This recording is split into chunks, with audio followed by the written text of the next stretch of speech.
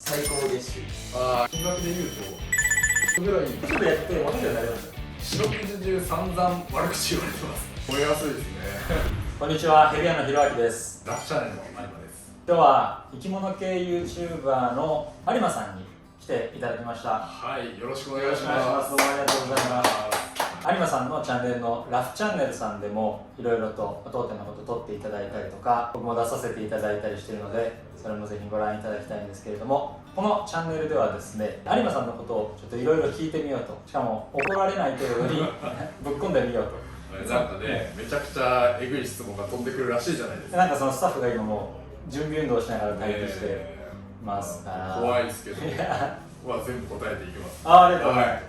コンプラ上使えるところだけの範囲で。そうですね。よろしくお願いします。最初ちょっと僕が本当に興味があるところから、僕も YouTube やってるので、体感として何本目ぐらいあたりからちょっと手応え感じてきたなみたいな。覚えてるのは確かね、40本ぐらい上げてもまだまだダメだって思ってて、悔しい思いをして、なんですか、苦言を吐くような、なんか情けない動画を一回出してこんなに頑張ってるのになんで伸びないのみたいなっていうのをトークするだけの動画を一回出したことがあって、それが確かね50本いく前ぐらいだったんですよ。だからその時はまだまだダメで、70本ぐらいかな、そのぐらいから1000人に手が届きそうになり始めたっていう温度感ぐらいちょっと上がってきたんですけど、上がってきた気がしますね。多分世界で一番有名なボールパイソンのアメリカの専門家の、ちょっとこうカリスマ性があるトップの人だったりとか、あとはキャラクターがめちゃめちゃ効いてるような人でも5万人とかなんですよ。だから絞っちゃうとすごく難しいっていうイメージはあるんですけど、そんな中、有馬さんがヘビアのひろあきだったら、3000人から、1万人目まで行ってみようかなっていう場合は何しますか？むずいっすね。むずいのは、いやー、そうですよね。極端な話、僕も初めは YouTube 始めたばっかりはとりあえず趣味でレオパたくさん飼ってたんで、レオパでまずは突き抜けようと思ってひたすらレオパのモルフ紹介、飼い方、ノウハウ系いろんな角度で優度でネタを切って動画を出してたんですよ。でもやっぱり僕も限界を感じてきてて、レオパだけだと無理だ。ではちょっとこうピボットして横に広がるじゃないですか。そんな感じで爬虫類 YouTuber というか生き物系 YouTuber の僕としては幅が広げれてはいたんですけど、例えばそのね、同じ爬虫類 YouTuber でもデュエル・プライさんみたいにボールパイソンのみっていう方もいる中で、伸ばし方ってなるとね、もう正直言うと、ある一定のラインまでで一旦こう区切りというか諦めはつけた方がいい気がしてます。なんか僕もそうなんですけど、今チャンネル登録者数、1.5万人、もう正直僕にとっては全然なんですよ、まだまだ。だけどある一定の数以上自分の YouTube チャンネルのプラットフォームに人が集まれば、それを、YouTube 上ではたかが 1.5 万人ぐらいかもしれないですけど、他のそのビジネスとかで、横転して使えるんですよね。YouTube のチャンネル登録者数の中では些細な数かもしれないですけど、皆さんが見えてない裏側のところで幅広く横展開して仕事を、ビジネスでやっていくと結構な数、なんなら金額で言うとチャンネル登録者数普通に10万人超えてるぐらいの人ぐらい月は稼げてたりするんで、なんかそうなんですよ。どこで見切りをつけるかってところはあるかもしれないですね。一番早いのはバズることなんですよ。炎上する。いや、炎上はやった方がいいです。炎上したら登録者増えるんですけど、減るんでプラマイゼロで登録者伸びないです。なんかじゃあ YouTube されてて、嬉しい悲しいは普通にあると思うんですけど、ありますね。それを超えてちょっと単純にメリットとデメリット、そういうのがもしあれば。いや、言うてまだ僕もそんなね、登録者1万ちょっとぐらい大した母数抱えてるわけじゃないんで、なんかそんな有名かっていうとそうでもない気分ではいるんですけど、イベント行って結構いろんなね、視聴者の方に声かけてもらえるのはやっぱ活力というか嬉しいですし、なんかそれで頑張ろうとか、いつも毎日見てますとか、見るのを楽しみにして、仕事を毎日頑張ってますとか言われちゃうと、これ休めねえななんかこの人の楽しみになってるんだったら、僕が辞めちゃうとこの人の楽しみがなくなるって考えると結構辛いところもあるし、一番嬉しかったのは高校の頃の同級生から急に普段連絡取ってるわけじゃないんですけど、急にLINE が飛んできて、これうちの親父が最近 YouTube 面白いっつって見てるのを紹介してもらったんだけど、おいこれじゃんみたいな、俺の同級生だよっていう話が親父とあったらしくて、でそれで連絡が来て、うちの親父がラフチャンネルを毎日お酒の頃に楽しみに見てるっていうのを連絡が来て嬉しかったです、しばらく会ってない同級生の父親のその、楽しみを僕は見ないで、だからすごい幸せなことだな、それはやっぱメリットとしては嬉しいですね。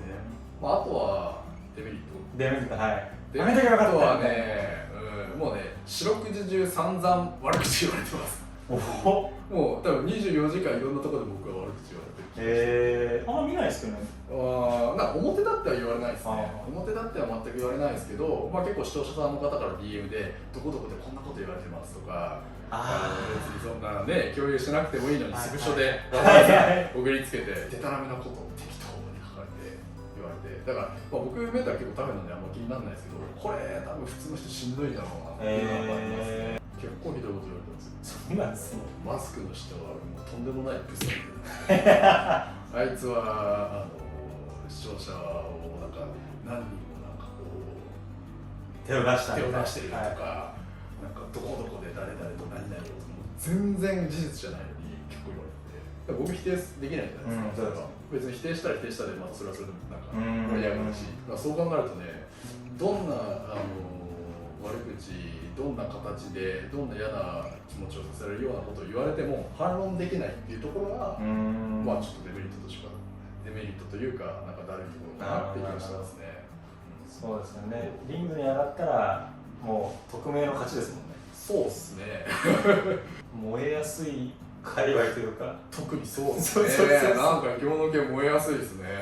絶対燃えますかね。やっぱ伸びたらそれはもう不可避じゃないですか。どんな人でも言われてるんで、ある程度伸びてる人たちは。僕なんかまだ可愛い子じゃないですかね。もうそれこそね、もっと上のトップの人たちは多分相当四六時中言われてるでしょうし、そこ気にしててもしょうがない。はい。僕はメンタルがピンクマウスでできてるので燃やさないでください。モテますか？それはどこのフィールドにもないですか？なんかじゃあ YouTube やってモテるようになりました。で言うと、多分やる前に比べたらモテるようにはなったそうなんですけど、結構ね、勘違いされやすいのが、ラブチャンネルって女性視聴者が圧倒的に多いって思われてる方が多いんですよ。そういうイメージでした。それはもう全くの間違いで、僕のチャンネルの視聴者層って7割が男性、女性3割しかいないんですよ。でもなんかやっぱり Twitter とか SNS 上でコメントとかリプとか、くれる方っていうのは、女性の方が多くて、表上に見えるのは結構女性からのリプとかリツイートとかそういうのが多いから、なんかそういう風に見られちゃってるけど、別にそんなことはない感じで。モテるそうです。ちょっとだけ。ちゃんと僕がお食事とか行ってマスクないところも見てますけど、ちゃんとマスクの下もイメージ通りイケメンです。ハードル上げますね。でも最近ちょっとあまりにもブサイク言われるとなんかムカついてきたんで、若干顔出したし。見ましたね。あれはそういう背景もうほぼ見えてるでしょっていう。なんか出しちゃうとであれなんで、もう分かるでしょぐらいの程度で、定期的に出したりはしてます。ぼかしぐらい。ぼかしで。もうでもアップしたら見えるんで。顔さらしてるようなもんですよ。好きな女性のタイプは？来たかこれ。でも言っちゃうと、僕は結構黒髪系が好きです。色白黒髪系低身長。言えと言われたらそんな感じですね。ごちそうさまです。じゃあ有馬さんの、YouTube を始めての最高月収。YouTube 始めての。そうです。なるほど。僕結構ね、登録者の割には多い方だと思います。というのもYouTube の広告収益って再生回数なんですよね。登録者じゃなくてトータルの再生回数なんで20は超えてましたね。20登録者数1万人ぐらいで20超えてるって結構もらってる方なんじゃないのかなって気がしますね。でも全然まだ本業の方が給料高いです。こちらやばい。本業があって YouTube なんで。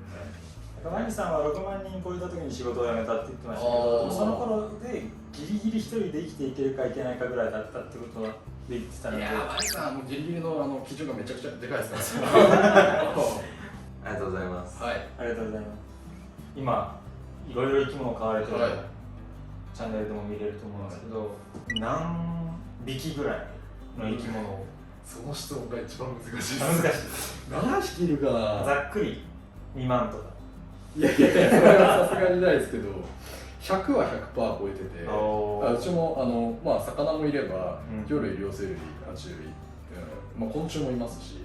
それらを全部トータル含めると多分100は余裕で超えてますね。150いくかいかないぐらいですかね。やばいっすね。結構多いと思いますよ。そんな150匹ぐらいの生き物を飼われてる有馬さんは、ボールパイソンは何位ぐらいに好きですか？うわー、ボールパイソンか。何位だろう。うわー、むずいな。3かな。 3番目過去最高位ですね。 1番はレオパ、うん2番にシアうんでポーチ。すごい、そこに食い込むのはすごいですね。結構僕でも想像つかなかったですね。へそもそもヘビがこんなにおとなしい生き物なんだって知らなかったんで、こんなに優しくなんだ向こう側から接してくれるようなヘビって知らなくて、そこで結構ギャップで入れ替えましたね。なるほど、よかったです。うちのチャンネルだと、はいはいやっぱりボールパイソンの専門店なので、はいボールパイソンに興味のある方とか、これから飼ってみたいな、生き物を飼ってみたいなっていう方に、いやボールパイソンってこんな魅力があるよっていうのを実際に飼われた立場から、またいろいろ飼われてる立場からこう後押ししてあげたい、していただきたいんですけど。なるほどですね。抽象的に言ったら想像を絶する可愛さがあるって思った瞬間の、まあ、具体的に言うと、まあ、触り心地がまずいいですよね、ボールパイソンって。なんていうんですかね、なんか柔らかいようなこうもちっとしたような感じで、あとまず危害が少ないっていうところである程度安心ができ、触り心地もいいし、顔が可愛い。そこですかね、顔が可愛いってところですかね。なるほど。世界ではね、ペットスネークとしてはやっぱりもうダントツの人気はいなので、はいそうもっとね、こんな可愛いんだみたいな思うと思う。そう、動きがゆっくりなところがまたいいあですね。じっくりゆっくりハンドリングしながら観察できて、はいはいそのスピード感が僕は好きかもしれないですね。スローな感じ。はい。もし何か最後の投資を求めているとか、あるいは買ってみようかなっていう方がいらっしゃったら、ぜひご検討いただければと思います。ボールパイソンとっても素敵です。ということで、今回はラフチャンネルの有馬さんに来ていただいて、いろいろお話を伺わせていただきました。はいデュータイズも有馬さんのチャンネルに出ていますので、そちらを見ていただいたり、高評価していただければ嬉しいなと思います。有馬さん、今日はどうもありがとうございました。ありがとうございました。またこれからもよろしくお願いしはい、よます。ろしくお願いします。当店の生態在庫状況は概要欄にあるホームページからご覧ください。